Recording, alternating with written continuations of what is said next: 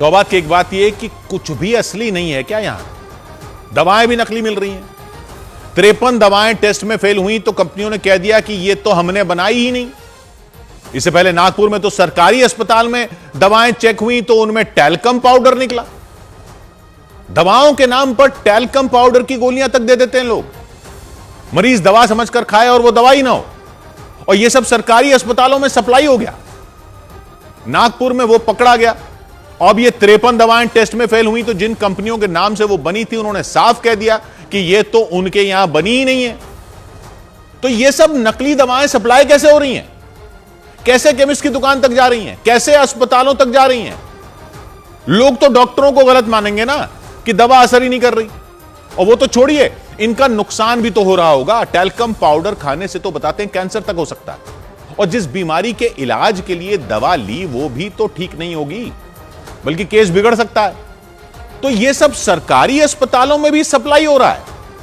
Public को कैसे पता चलेगा? और चेक करने वाले भी क्या हर दवा की दुकान को चेक करते फिरेंगे? कैसे करेंगे?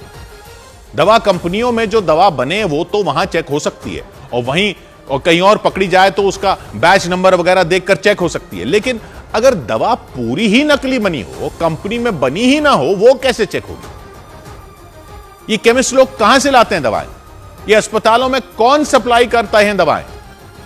वो दवाओं के स्टॉकिस्ट जो होते हैं वो क्या सीधे कंपनी से नहीं लेते? ये तो सिस्टम बनाया जा सकता है ना कि जहां से दवा आ रही हो उसको चेक किया जा सके। कोई बार कोड, कोई क्यूआर कोड, कुछ तो लगा सकते हैं। अब तो इतनी सारी टेक्नोलॉजी बन चुकी है। ये कोई पब्लिक का काम थोड़ी है कि पब्लिक अपनी रिस्क पर दवा ले कि पता नहीं दवा में दवा भी है या दवा अपने आप में ऐसा जहर है जिसकी खुद दवा लेनी पड़ेगी। ये सब तो अधिकारी ही देखेंगे ना।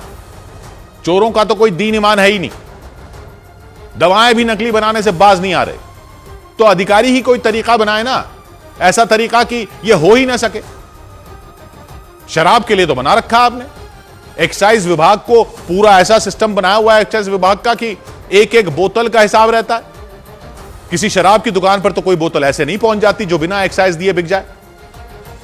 वो क्यूआर कोड वाली गंदी सी चेपी लगी रहती है ना ढक्कन के ऊपर शराब के, कहीं लेबल पर ठप्पा लगा होता है। तो जब शराब के लिए सिस्टम बना सकते हो ना, तो कोई एक्साइज से बच ना सके और ना ही कंपनी के बाहर बनी शराब दुकान पर पहुंच सके, तो दवाओं के लिए क्यों नहीं बना सकते? केमिस्ट के पास या अस्पतालों में पहुंचे ही क्यों कहीं और बनी हुई दवा? करना चाहो तो सब कुछ हो सकता है। इस पर तो कर दो। ऐसा तो मत करो कि लोगों का दवा से ही भरोसा उड़ जाए। जान का सवाल है, इसको तो भ्रष्टाचार से अलग रखो। और ये कौन लोग हैं जो दवा भी नकली बना रहे हैं? कौन लोग हैं जो नकली दवा की सप्लाई कर रहे हैं? अस्पतालों में लोग रख रहे हैं इनको मरीजों को देने के लिए, केमिस्ट की दुकान पर रख रहे हैं। भगवान का भी डर नहीं है क्या?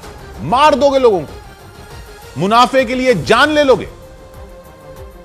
और हम अपने आप को संस्कारों वाला देश कहते हैं। ये है हमारे 5000 साल के संस्कार।